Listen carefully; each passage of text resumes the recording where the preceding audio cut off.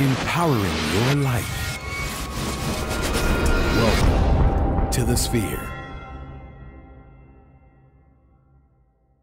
This episode is sponsored by Houston Housewives of Finance.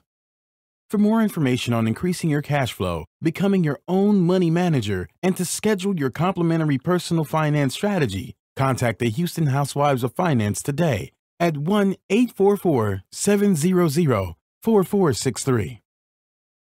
Elite Dental Wellness.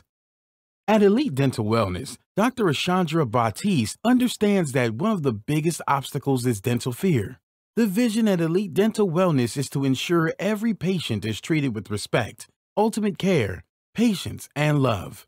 Call us today to make an appointment at area code 713-789-8680. Looking to advertise? Join the Sphere's vast demographic reach of thousands of people all over the world.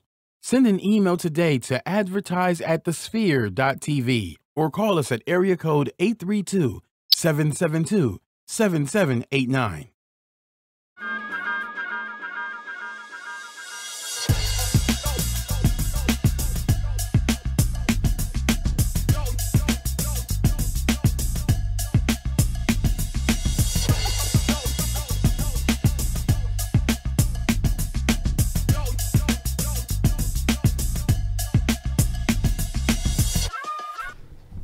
Hello, everyone, and welcome to Society Now, a show that endeavors to bring you riveting content that invokes, excites, and inspires. This is not fake news, and this is definitely not alternative facts.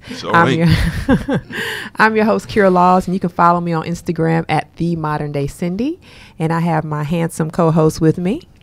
What's up, everybody? You know who it is. It's your man, Kalen Laws. Make sure and do me a favor. Go to Instagram, go to Twitter, go to my website. All of them are at SeñorWapo713. Just put a .com at the end of that for the website, and we can get it popping. Welcome to Society Now. Y'all know I'm super excited to be here alongside my beautiful, my wonderful, my lovely, my luscious co-host. Hey, baby. You should sing a song about me. Good. Don't do it. We're trying to get off. To be loved. We don't have enough. We don't have enough. But I tell you what we do have. We have an amazing person in the studio today. We baby. do. We do. Listen. Do. The Bible declares, to whom much is given. I'm sorry. To give honor to whom honor is due. Right? Yeah, people misquoting the word of God. I'm just all wrong. Misquote the word of God, but want to know the word. You know what I'm saying? Right. The living word. Okay. Right. Yeah. And the brother that we have, man, he in many circles around this city, around this state, this great state of Texas, he needs no introduction. Oh my goodness! Simply because, number one, because he is a namesake, and the names that came before him have done amazing things in the community, in government, in education. But he has followed suit. He has been a man that has reached the tops of local government. He has really ascended the heights in business. We were classmates in graduate school. Yeah, we were. Classmates. And I didn't know that. Yeah, y'all were classmates. we were classmates in grad school. And so I need everybody to get your palms together, right? And get ready to give a round of applause for John Guest IV. Oh man, thank you. And the crowd goes wild. It in is real life. This boy here is something else. Let me tell you.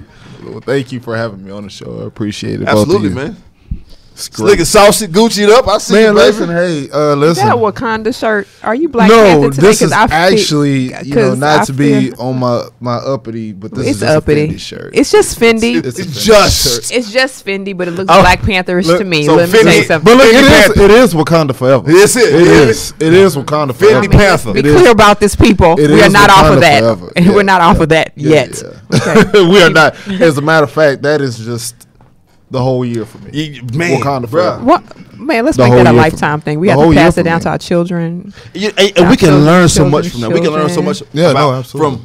from, as a culture, how when we get behind something, right? The movement that we can push. I tell you what, it was very, for me personally, it was very, very just got me hyped to see black dollars on a move like absolutely. that. Yeah, bro. 700 million. We're We almost at- to a it's at billion 9 now. now. Oh, we're at a 9 now. It's Man, 9. I saw an article today. It said we're at 9. It's at 9 it's worldwide. amazing. It's amazing, and I mean, It is there was a amazing. lot of lessons in that movie, and I think one of the ones was like to grow past the, I guess the missteps of your foreparents, right? Because it was a parental issue that happened that created so much divide. A decision was made years before, generation before, right? That kind of altered people's what they knew to be right and wrongs, and I'm like, so this is very interesting to see how that plays out in our modern life. I think No about that. I doubt. was like, Absolutely. So, John, man, Yes, sir, man. who is John Guess? Oh man, that is Number 4. The 4. Number 4. Yeah, My please- bad. please- John, I know because then it's like get it twisted. 30 of y'all. My math is off. It but- is. We roll deep, son. We roll deep. No, I am simply put a Houstonian, born and raised on the southwest side of Houston. Westbury High School graduate, and proud of it. HISD representing. Went to Southern University in Baton Rouge, Louisiana, and came back to Houston and did both of my masters in public administration and business administration at the Texas Southern University Put the on there, brother. in Third Ward, Texas. Okay, Third Ward. Go Stand Tigers. Stand up. Stand up. Proud member of Alpha Phi Alpha Fraternity Yeah, Incorporated. I Must throw that in there too. Oh, you have to throw that in on AK. He had to throw But that yeah, in. no, definitely. The only mistake. I got to give all that lineage because it's where I cut my political teeth, so to speak, from starting way back when in student government to being on the board at my business school to getting me my first political job at 19 with the city of Houston. And then to go on to work at the state capitol for who's still my mentor, our current mayor, Sylvester Turner. At that time, he was State Representative Sylvester Turner, who was Speaker Pro Tem, which is still a landmark because he was Speaker Pro Tem, one of the first African Americans to be that in a House of Republicans. That is huge. Yeah, man. And then went on to work for what seems to be everybody's congressional teeth cutter in Sheila Jackson Lee and the Congressional Black Caucus. And so I've got old dog stripes in this political game. Okay. My dad's stripes are a little bit longer than mine. That's who I strive to be like every day. Okay. Outside of Jesus Christ after that. Hey, So that is just me. Everything else I have gotten just sheer based off of prayers and hard work. I think I have been fortunate to be just put in positions to where I've met some fascinating people, such as my good friend, my brother Ronald Green, to the aforementioned Sylvester Turner, to then state senator, but now Commissioner Rodney Ellis. Yeah. And just a village of political men, African American and others, who have just kind of pulled me under, taken me under their wing to kind of show me the ropes. Yeah, man. And so I've been fortunate, and before all of that, I just have to give credit to my parents first and foremost, because they were the first politicos in my family. Okay. So I really appreciate that. That's right. Give honor to who honor is due. Yeah. Absolutely. Yeah. And you've had, even with you telling us about your background and everything, even being reared from your parents to your pathway to, going to HBCU, going, your path in government, your I guess your tutelage under these great persons, men and women. You've also had a career in public finance and have success in the private sector as well. Tell us about how you've been so successful. Well, I will tell you that, again, if it wasn't for Ronald Green, I probably wouldn't be in the position where I am now. And if it wasn't for great people such as our current controller, Chris Brown. Shout out Chris Brown. Shout out to run it, not the singer or dancer, but our Houston City Controller, Chris Brown, under his guidance as well. I have just been fortunate to kind of find my way in that path. It is definitely a sector that is not minority frequented.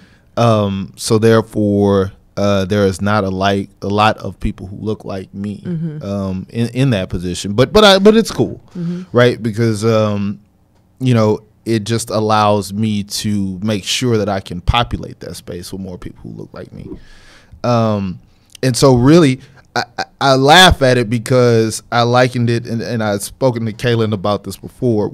That section of finance, this public finance that we're discussing, that we're talking about, it's kind of like I liken it to somebody who's trying to get into pharmaceutical sales. Like, people who do it, but you don't know how to get into it. There's like no internship for that, and so I was fortunate enough to work with, at that time, Houston City Controller Ronald Green, who brought me into some rooms where I was able to see the muni public side of finance. So all of our muni bonds and Wall Street type of things that we only read about, I was able to see in all full disclosure and in living color, just based upon sheer access. That's important. And just being comfortable with being the only one in the room, not being afraid of the lingo or the numbers that are talked about. Because for most people who don't know, the city of Houston is basically a Fortune 500 company. We are now at a probably about $5 billion. Oh, wow. Something like that. That's the budget? Maybe I might be, just kind of crapshooting it, but somewhere between, 3.65 billion. So, in all intents and purposes, we're a Fortune 500 company. For sure. And so I have been fortunate to be in the rooms where I've seen it run like a business. And so therefore, if you want to follow policy, you follow the money, and that's kind of where I fell in love with it, because I've always wanted to know, well, how come this has money, and how come this has money, and where is this money coming from? And if we have this finite amount of money, how does it get dispersed? Who are we giving it to? Right. How are we conjuring up those funds? And so that's why it's important that I'm in those rooms. Because quite simply, we have to make sure that we are doing two things, right by our taxpayers with the money. And the other thing is getting the hands of the council members and the departments at large so that they can do what they need to do in order to make our quality of life here in the city livable. Yes, it's really important. So let's tomorrow. Well, we're in a certain season right now, right? Yes, we're basketball season. We are, but I'm not talking about March that. Madness. Absolutely, I'm not talking about that though. Shout out to Future. That's one of my favorite workout songs, by the way. That is a high record. But we're also in political. We're in voting season, right? We are. Did you early vote? No, I didn't early vote. I'm going tomorrow. Did you early vote? We're going in the morning. Okay. Yeah, we're going in the morning. Okay. It's literally we have to plan our whole life. Yeah, it's literally the neighborhood next to ours, our polling station. So it's really easy, really quick. We get up there early and make sure we get it popping. But so tell us though, as a former political appointee, what voting season means to you. It means a lot, and if you're not tuned in to what's going on in the country right now, you're tripping. And if you aren't aware of, if you're still saying in 2018 my vote doesn't count, you're tripping. Facts. It is very important to me. And the one thing about this season that I like is because this is the time where all of the grievances, all of the barbershop talk that you've had, the beauty shop talk that you had, the nail shop court talk that you have, the work around the office about how stuff ain't getting done, how such and such person sucks as a representative, how you wish this would change or this would change.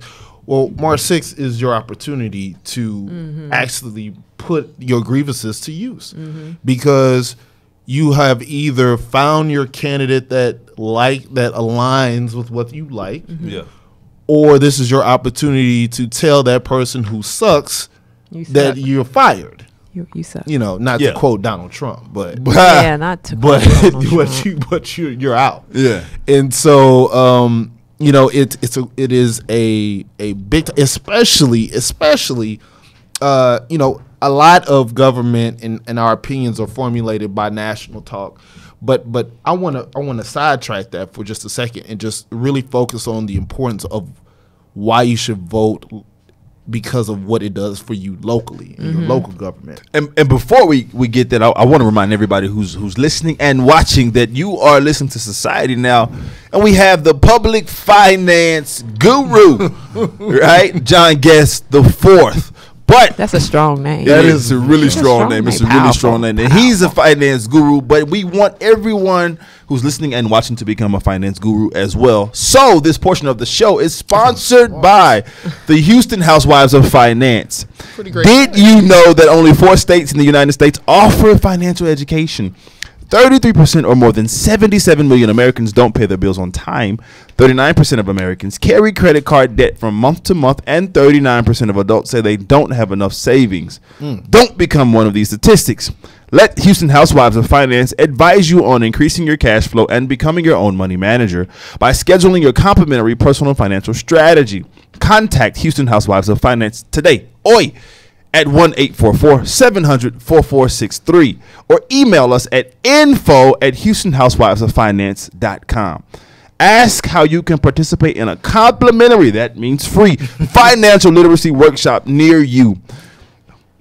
Houston Housewives of Finance are the new faces of the new age of financial services. I love it. I really appreciate your enthusiasm. I'm telling you, you know, that should be double the plug. I mean, seriously, like they need to see how much oomph you put into this, because I want it to be recorded. Like somebody needs to see it seriously. Because so much. We know we might need to get our assistant to help.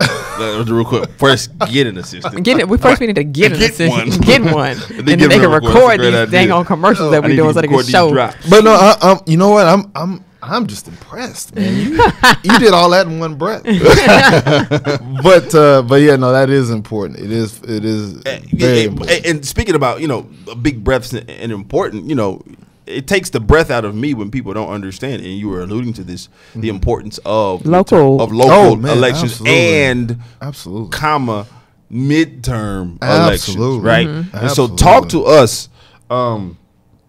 About the need to understand local politics, right? And the power of our vote. Exactly. And the power of whose vote, though? The black vote. Black vote. No, absolutely. Well, I think and to put some content on how powerful the black vote is. I don't know if the most recent, not our elections that are coming up, but another state, the state of, I think it was Alabama, that just recently voted in the Democrat. Oh yeah, was it the governor or the mayor or the governor? I think it was a Democratic congresswoman. Yeah, congressman or congresswoman, who I believe was transgendered, or is that I might be getting my states mixed up. I think Alabama was the white governor, and they were saying it was the black vote. Yeah, that got him in. It was the black vote that got black him vote and the black woman vote. That's how powerful. Yeah, that's how powerful the black vote is, and that is very true of the city of Houston. Now Harris County typically is a blue or Democratic county, right? But that shouldn't be taken for granted, right? A lot of these things, and shout out to Shakira Dennis, who does a great job. Shakira, what up? One of my former students, our district attorney's office, because she gets it. But I bring that up to say the awareness that she brings when it comes to getting people out and understanding why they need to be voting for these sitting judges. Yeah. From all the way down from family court down to traffic court is a huge deal. That's one race we just do not talk about. And I don't understand why there is not enough participation in people paying attention to these judge races. Well, I don't know if people have enough information, and I think, you know, my husband and I, we talk about this a lot. We just talked about what we just read or found out about how many, I shared with you about how many people are in Houston, in Harris County, I think it was, that are being told not to allow same day bail, right? So they can, so the persons that are sitting in jail, right. You know, being put into the system because they're not allowing them to, you know. And these are people that you can vote for. Like you need to know your power. Like you need to know, you know, some of these people have been in these positions 5, 10, 15, 20 years or more or longer, and then they're passing down these nuanced thought processes to their predecessors or those that come behind them, and they're thinking like this is the way it has to be, and no one is telling them this is not how it should be. So it's very interesting, lack of information. I mean, it is, because it's not I know, right, and I work in the field, I didn't quote unquote sexy, right? No, numbers aren't sexy until you mismanage money. Then all of a sudden it's a topic of discussion, right? Much like court cases, right? Much like, you know, the same thing happens exactly with court cases. So I mean, you know, on the ticket that's sexy is, you know, who's running for Congress, who's running for state rep, you know, who's running for state senators. But I would encourage those. I mean, those are very important seats. Don't get me wrong. So I would encourage first people to do your due diligence on any candidate who you want to talk who you're voting for. But more importantly, do your due diligence on these judges and things like county clerk and land commission. Because all those things, they do come back and make a difference. They count. And so, you know, it could be that brother or that sister or anybody else who ends up in that court of the person who ran uncontested or who you didn't, you know, check off on the ballot because you just thought they were shooing anyway. See Donald Trump over Hillary Clinton. Right. You know. True that. And that person is in that court. And, you know, they're up for possession of, you know, a small, minor, you know, infraction, but they get, you know, the whole book thrown at them because you have an overly habitual line-stepping judge, right, who wants to make an example out of everybody. Right. You know, so it's just important that you participate in your local government. I mean, pay attention to what's going on. Listen, you gotta pay attention.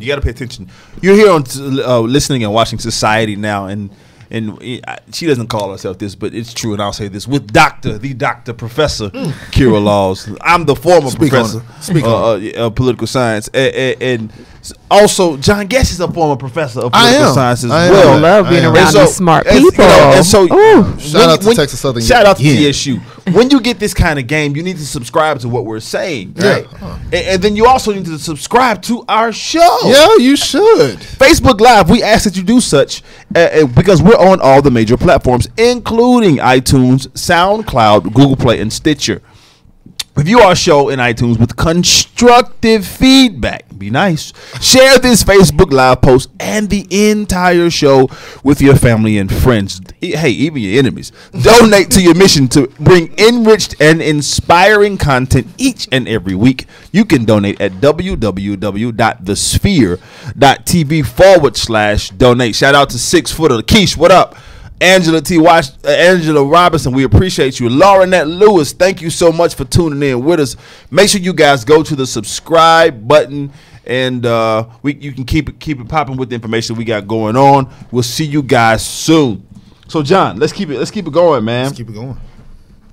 You know what are I'm gonna throw a new one to you, right? Okay. What are some barriers that we may encounter when building partnerships in our own communities?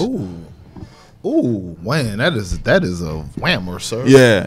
So, in your experience, what have you seen? What have you experienced? What have you read? You know, that makes it hard for us to build those partnerships in our own dadgum communities. Why we can't build a Wakanda is what you're asking. Let's do it, y'all. Man. Do it. Facts. You know what? It's funny. My sister just spoke on something like this very similarly recently. At a Black History deal when she was asked sort of similarly that question. And I think she said it best in a nutshell, just we are in our own way, just quite simply. If we do not understand the value of our own dollar, and again, Black Panther should be an illustration of how powerful our dollar is, then we will never be able to community build in that way. Another point. In that same program, Marcus Davis, who's the owner of the Breakfast Club, he put a charge on us, basically saying that, you know, he posed a question: do we have an option on where we're spending our dollars? Mm-hmm. And the question, he answered his own question to the crowd, which was, no, we don't. We don't have a say on where we spend our money. We should be supporting our businesses. We should be supporting the breakfast clubs. We should be supporting our other businesses.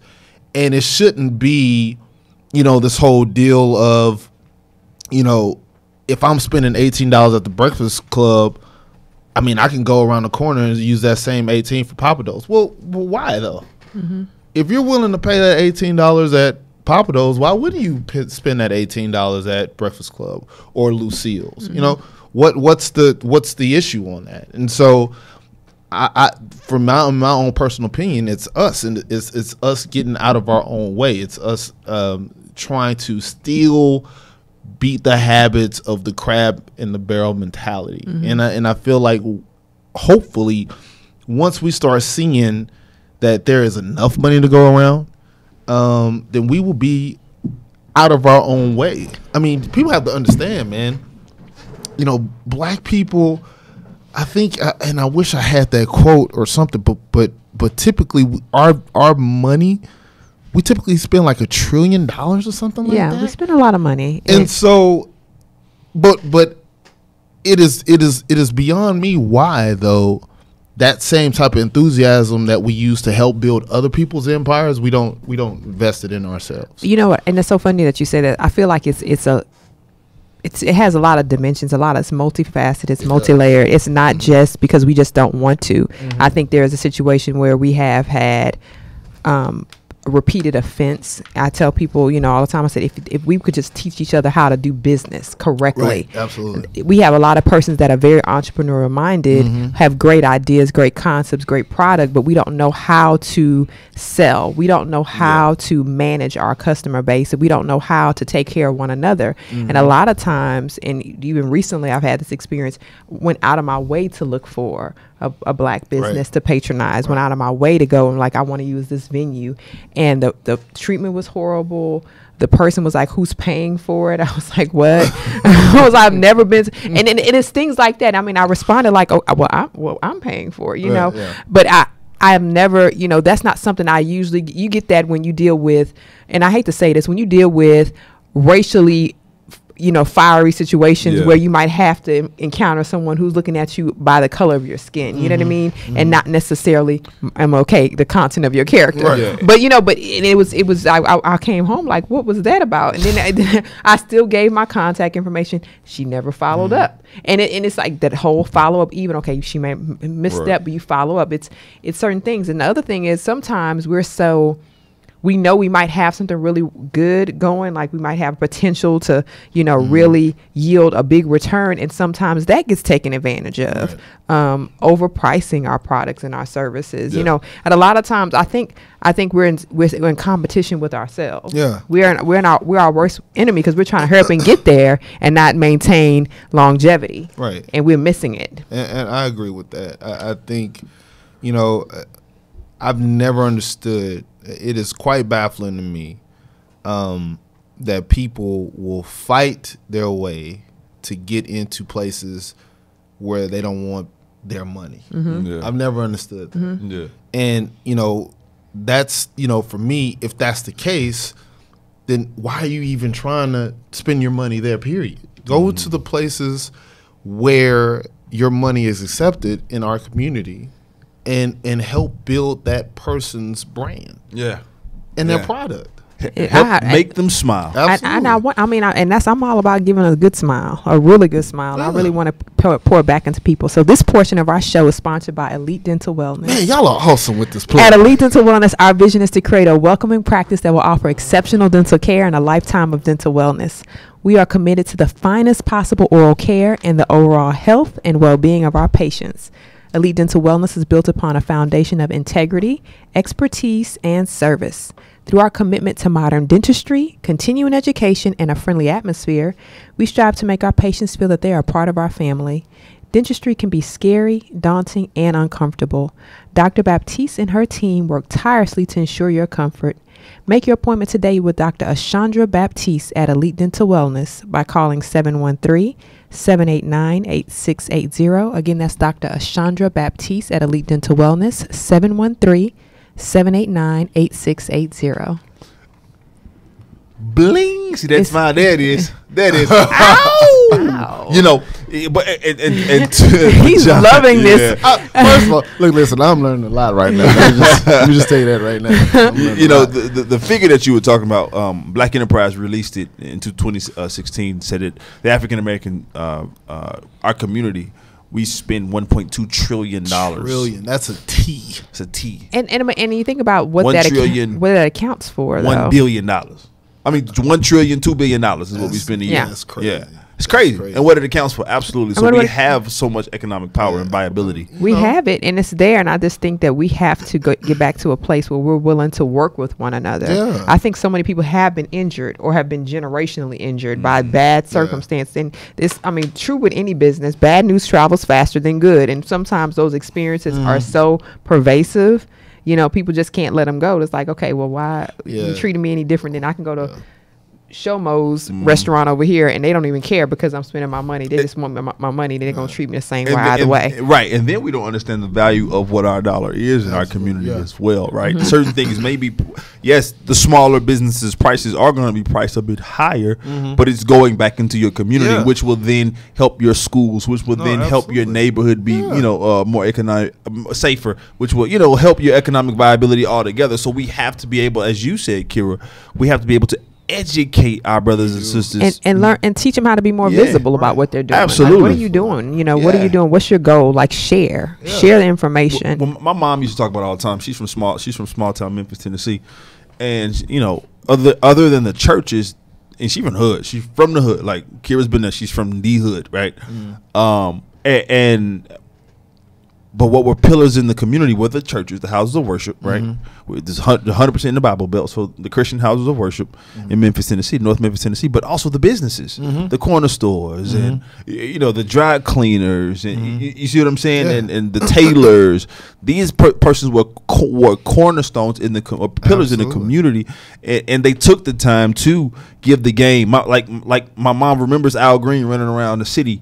You see what I'm saying? And his dad. You know what I'm saying? And so if the businesses where we spend our money would invest back into their customers, and I think that's what you're talking about, Kira, right? Investing back into their customers, we could understand a lot more things and become a lot more positively economically viable. That is so important. I think when people miss that. I mean, you see, you know, $18 for that shrimp and grits at Lucille's or Breakfast Club, you know, but understand where that goes. They have employees.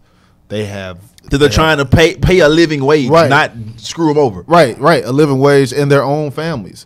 But what happens is when you continue to invest, right? You know, the people that they're paying become spenders in that community as well. So they leave there and drop off their uniform at the local cleaners, right? That you were talking about.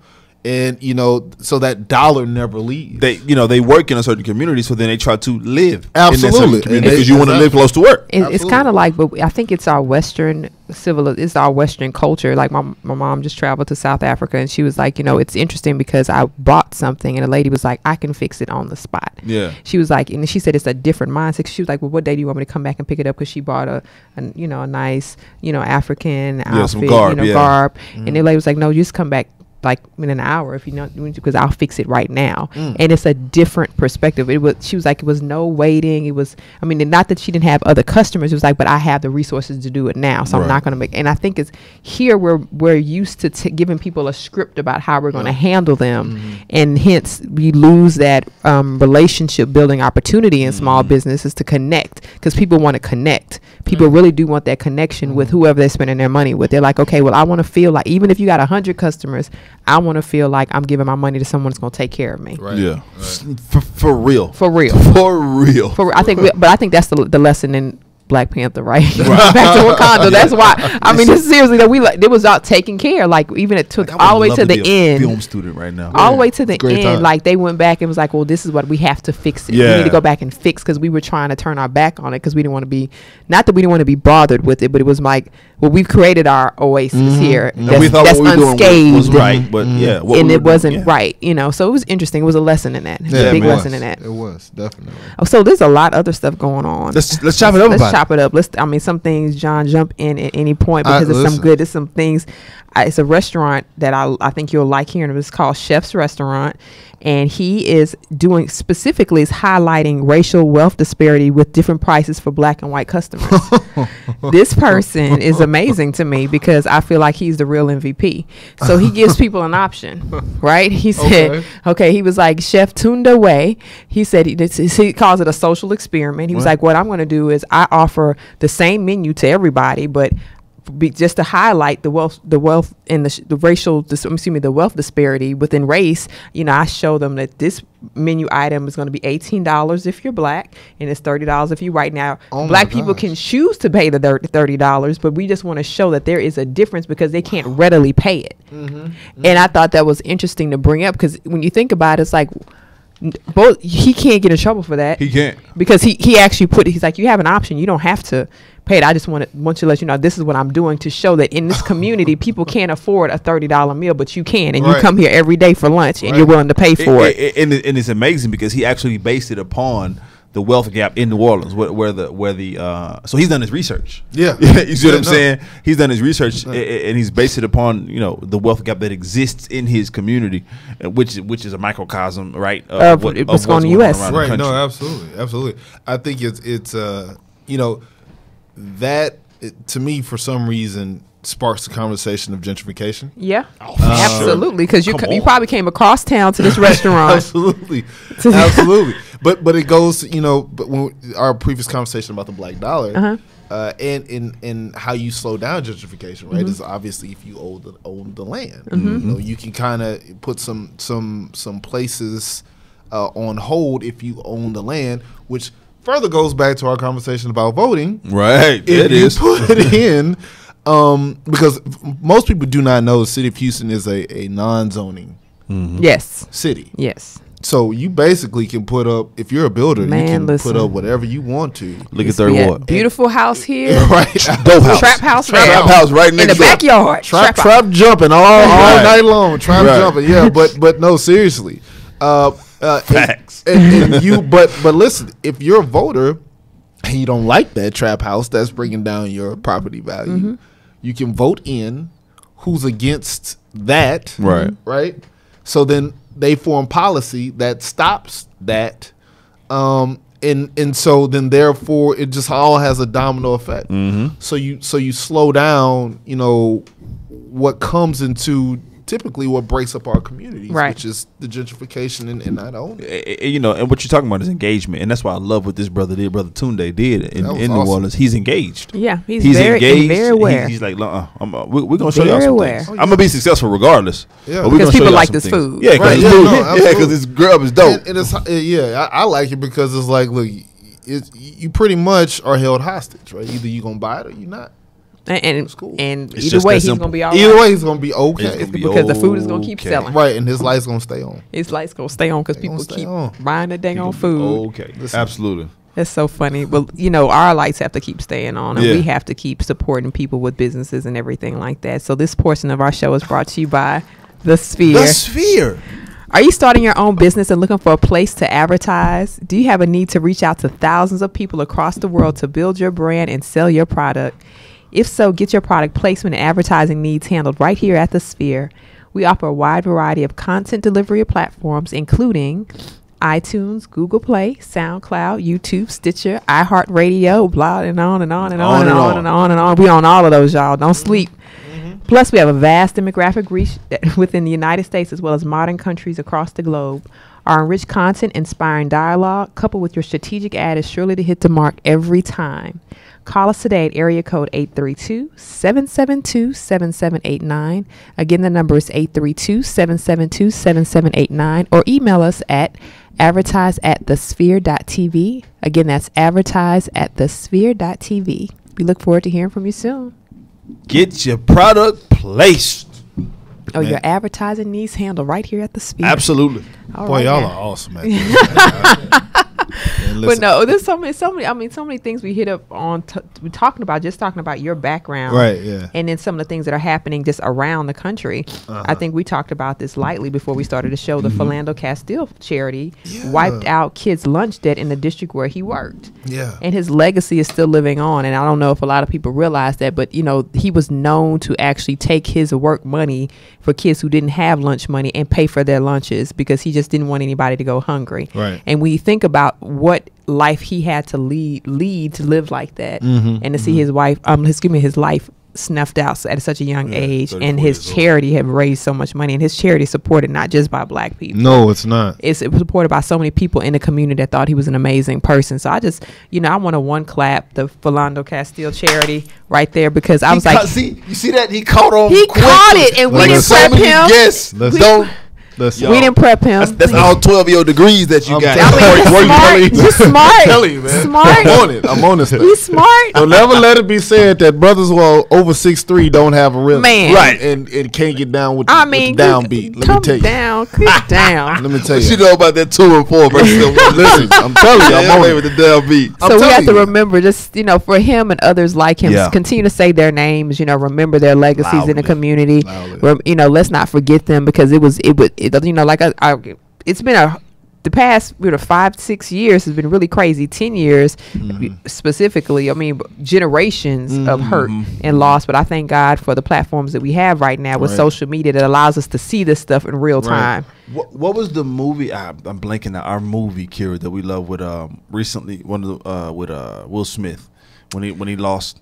It was I'm going to tell you right now. Ooh, collateral beauty. You have to stop and see the collateral beauty of it all. Yeah. Right. Yeah. Even though we're experiencing loss, we're actually experiencing a beautiful, I guess, what's the word that I'm looking for? It's a redefinition or a resurgence of our power, our strength, what we have to offer the world. And it's coming through a lot of tragedy, but I think the tragedy is making us more woke, as we say. Like, it's really making us woke. It's making us understand. I mean, and sometimes it takes us, or it takes other people who don't look like us to jump on board, to get the push. That's what we need. To push some of these messages that we've been saying for a long time, but it doesn't matter, because again, the message is getting heard now. Well, I'm gonna tell you like this. You just made my heart sing just now, because I'm gonna tell you why. Tell me.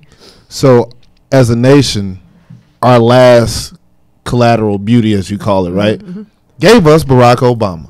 So let me tell you, if Donald Trump is this time's collateral beauty, I can't wait to see what comes out of it. Right. And I think this is a conversation we have all the time. I think this is going to be interesting to see what is birthed from this, because we have seen so much. Although we've seen a lot of the very divisive campaign season when the presidential election was going on, and even this first year in office, what we also are seeing a lot of people coming together too. It's really, I think it's drawing a line in the sand. It is. We now know what line, and we're starting there's no more hiding now. So you know who's who and what's what, and I think that's important. And I'm okay with. I'm glad you said that. I'm okay with knowing who's. It's when I don't know who my enemy is. That sniper is who I'm. Like, I know who you are. I know how to handle you at this point. I absolutely agree with that. But then too, not only is it doing that, but it is definitely refocusing people in them getting more involved in their politics. Absolutely. Motivating youngsters like the baby the young lady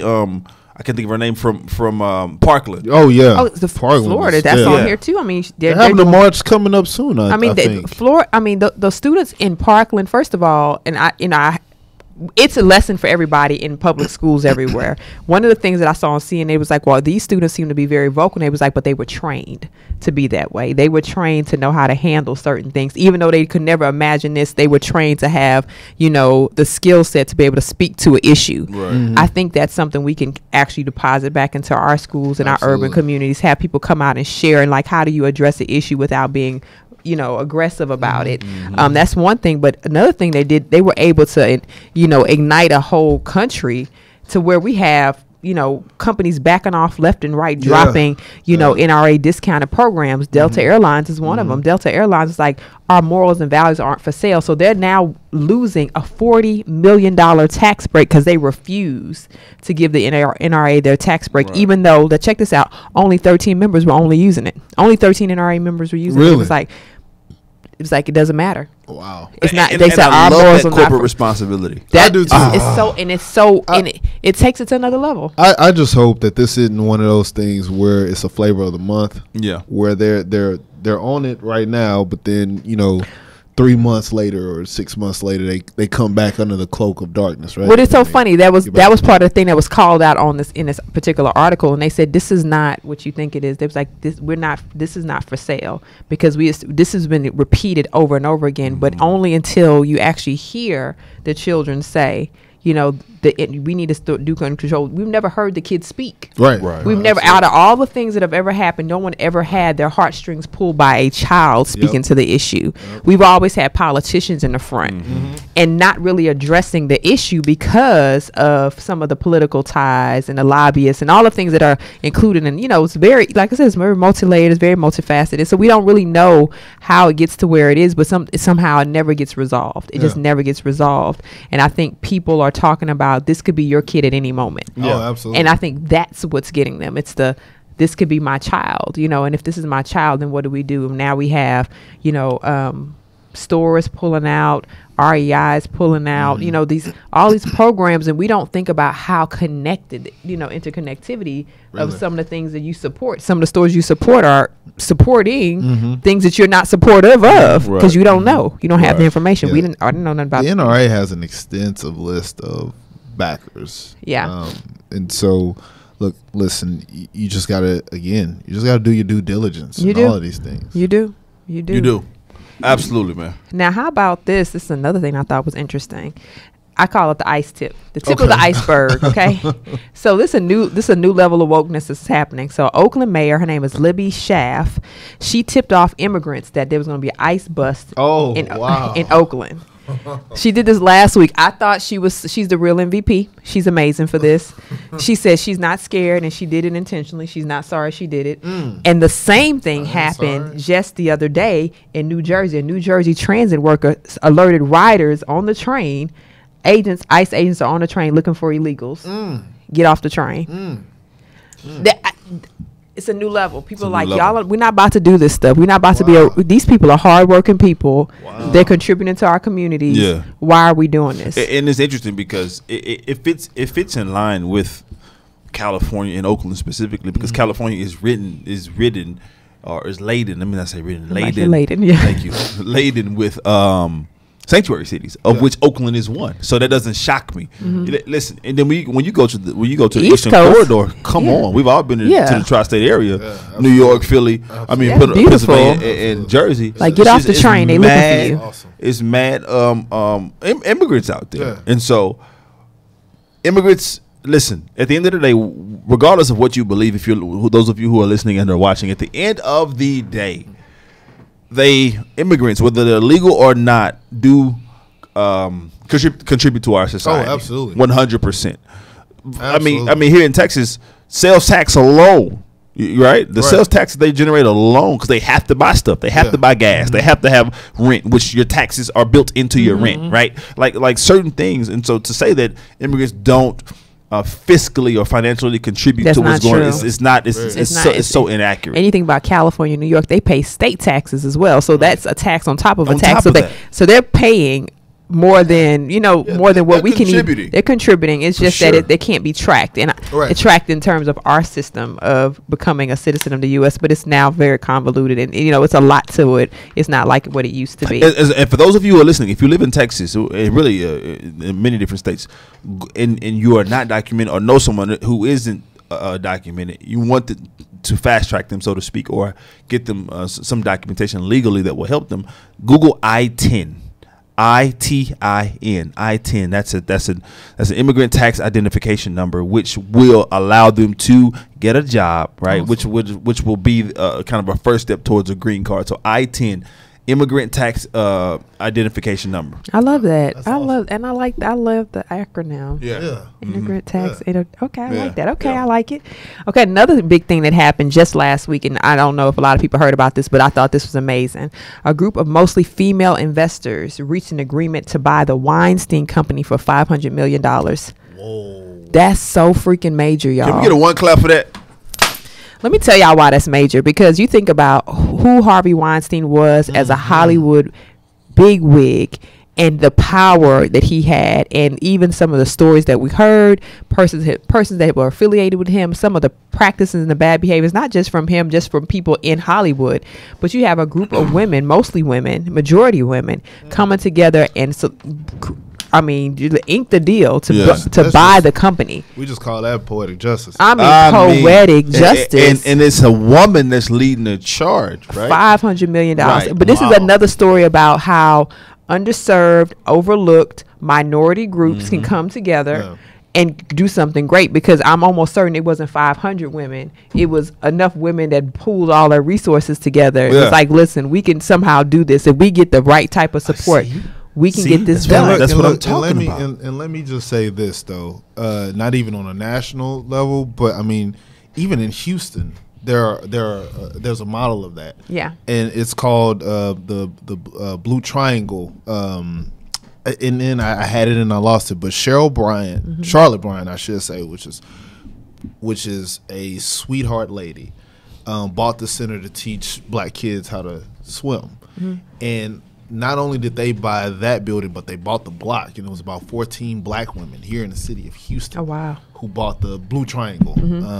And so I love it when I hear stories like this, because it just, again, shows the power of black dollars. I mean, and it's money and that's the thing. The money is there, the resources there. I think, again, we just have to get the right people in the room. And the right people could be anybody, because it's not about education. So let's say that we have to really clear that up. Because a lot of times we think of right people, we're looking for a certain type of degree from a certain school. Absolutely. And that's not always, those credentials don't always matter. I think, John, you mentioned before, sometimes you just need the right person to pull you along. Absolutely. And put you in the room. Put you in the room, because we don't do enough of that extending for the next person to come and do what they need to do. And you're absolutely right. And let's give props to the ladies, right? This is International Women's. This is National Women's History Month. Yeah. And this group was led by Maria Contreras Sweet, who used to work in the Obama administration. Oh, man. She was the director of the Small Business Administration, right? And so she's going to also going to sit on the board, and potentially be the chair of the board of directors for this organization. So it's just black magic. It's just women power all over. Bro. Again, we have to take these, when we get these opportunities, get in these rooms to get her to learn, to grow.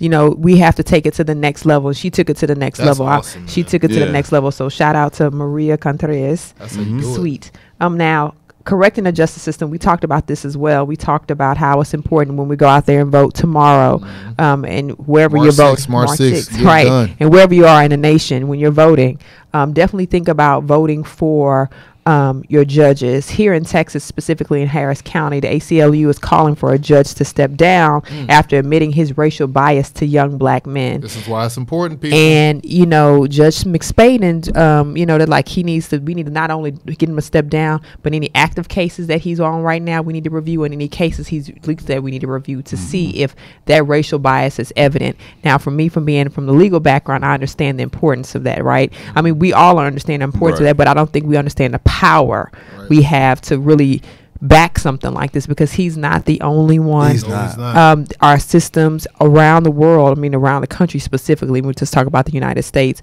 have these mindsets about what they think minorities do and how they are and who they are. Absolutely. And not giving credit to somebody because they look different. They have a tattoo, their hair is braided, their hair is not braided. All these things, going back to a couple of years ago when the judges officially ruled that a job can be discriminatory or not hire you because you have dreads or braids in your hair. Those things right there have nothing to do with the quality or content of what you're able to bring to a work environment. And that type of, having judges sit that make rulings based upon who you look like or what you look like can't be So we have to definitely make sure we look into this. We have to, vote and be aware, knowledgeable about this. It's always interesting to me when you start talking about judges, whether it's local, federal, state, or federal, or magistrate, justice of the peace, whatever you want to call them. It's always interesting because judges are supposed to be non-biased and non-partial, right? But I often question, how can you be such? You see what I'm saying? Because by looking at McSpadden is in his 60s or 70s, so he grew up in an era and a time. Not giving him any, I'm not giving him any, you know what I'm saying? No passes. No passes. Right. But he grew up in an era and a time where that was a lay of the land, and he just for whatever reason couldn't move past it. The cool kids use the N-word in his time. Yeah, exactly. Yeah, you know what I'm saying? And so this is so true. Everybody used it. Doggone it was on the signage. Right, you know what I'm saying? That was just the lay of the land, and he could not progress with the times. So I guess I'm wondering, is there a way, or can we create something to, when judges show that they cannot socially progress to the time that they have to bye, see you later. I think it goes back to how long. I mean, with anything, like, of course, for the president we have term limits, right? I think we need to start looking at the term limits of those who are sitting in these positions that are voted in, how many times, how long they've been in these positions. I hate to say this, but really investigate them beyond their work in their positions, because you have to see what their social engagement is. You have to really look at who they are, who they hang around. Right. Are they progressive? Are they tuned into what's happening? Because a lot of times, whoever your friends are, who your friends are, you know what I mean? It's a lot, especially men versus women. We talk about this a lot. Males don't usually change friends over time. Right. Many once times. We make friends, it's for life. Yeah. So what are the thought process of these people, that you hang out with? Do they believe what you believe? And is that feeding your belief system? What's the vetting process? What's that vetting process? I think that has something to do with it as well. March 6th, when you vote, you better take it back. Do your due diligence when you're voting for these people. Don't just allow them to give you a push card on the day of and say, read this little quick lineage and vote for me. No, do that before you go to the polls. I think that's important. Look at your propositions. Yes. Look at understand your districts. All of that, man. And I think most people can honestly say that when they go to the polls, they only go by the name they've seen the most. Absolutely, and that's a gift and a curse too. Marketing is what it is. Bread, you can campaign finance to put your name out there. And that's why I say do your due diligence. Absolutely. Because because I won't name politician does, but there are some feelings that there are some people who are in office who are just there based on their name recognition and haven't done anything for 20 years. Yeah. Right. And so that's a lot of that is based upon people doing exactly what my mom was voting for them, or my dad is voting for them, or just doing straight tickets. Doing straight tickets. Do your due diligence. Yeah, because it's not always a straight ticket. May not always be what's good for you. It's not always good for you. It's not always good for you. Not always. And we're learning that. Now, you mentioned it, and I know many people do know that it is Women's History Month, right? So women stand up all over the world. I believe just like Black History Month, Women's History Month, Men's History Month, it's all more than a month. I mean, goodness gracious. You can't limit the contributions of any one person to a 30-day, 28-day situation. Yeah. I mean, Black History Month wasn't long enough. We only had 28 days. But you see what I'm saying. You see where I'm going with this. But so we have Brooklyn Congressman Hakeem Jeffries, and he actually is honoring in his community female rappers for Women's History Month. And I think that's amazing, because you think about the people that came before what we know as the Nicki Minaj's and things like that. You're talking about Queen Latifah, MC Light, those, women that were really woke, I guess. They were they really knew what was still are, and they were really in tune with what was happening in that time. When we started thinking about what rap music was in the 80s and the 90s. They just gave the real Roxanne Shante her own show on Netflix, right? And that's going to be an interesting story. It is. It's gonna be. I read a little bit about that, but you think about these people that he's honoring, not just current, but even the older ones, Salt and Pepper. You know what I mean? Right. Like Yo-Yo and Lady of Rage, Lauren. Lauren Hill, Missy Elliott. Young M.A. is up there. But Cardi B. Man, that's crazy. But look, she has a story though. But she has a story because you don't have to keep on. You don't have to stay on the trajectory that you were really and maximize your moment, right? She's maximizing the moment, and so Baltimore, Charlie Baltimore, yo, what up? Eve when it did her thing, she didn't marry us. Yeah, she don't get enough credit. Eve is a very smart in terms of her star power. We remember Eve had her own show. Yeah, Eve had clothing line. Eve had a Revlon. Was it her clothing line Fetish or something like that? Yeah, Fetish. She had Revlon endorsements. She sure did. Before it became something big. You know, and so shout out to all of the ladies of hip hop. Shout out to hip hop. Period. Moni Love. Because Moni in the middle. Come on, man. I feel some type of. I feel excited about it. I'm really excited. I wish is now popular culture. You cannot get away from it. You can't get away from it. They thought it was going to be very short-lived. It really did. They really thought rap was just going to be such a fluke. Especially when its origins were community. Yeah, absolutely. African Bambaataa, right? Yep. You know, Zulu Nation. Like this, they were about the community. Came out of our community, which makes it even more crazy. Like, so dope. How many people really just thought in 2018 the majority of Gucci would be streetwear products? Right. Nobody thought all things worn. Yeah, and the latest made collection. Cool by African American men and women. Absolutely, like that's pretty dope. But that just lets you know our strength, really our power. Again, the Black Dollar, man. And see how everything comes back full circle at the Sphere. You see how my brother? He did that. One clap for John. John, you better look, boy. You better tap into it. You better tap in. So John, real quick, tell the people how they can get in touch with you, and then tell them about what tomorrow is as well. Okay, so at John Guest 4, the actual number 4 on Twitter. Facebook is my name. And look, listen, I'll give out my Houston.com. It's Houston, John.guest at HoustonTX.gov. You know, if those are the 3 ways you can get at me. Yeah. I can't express enough how big tomorrow is, man. Go out and vote. Do not let lines stop you from doing it. Do not let radio personalities sway whatever you may be thinking. Do not be discouraged by what's going on nationally, because politics locally is what really influences what goes on in your day to day. Absolutely. So it's really important that you get out there and you do it. Too many, and this is my charge to African American people as well. Too many people have died for us to go and vote. Too many people are fighting the struggle right now as they are trying to, renege on voter rights acts. I mean, we're not talking about voter depression from, 40, 50 years ago. We're talking about right now. Like right now. So get out here, exercise your right to vote.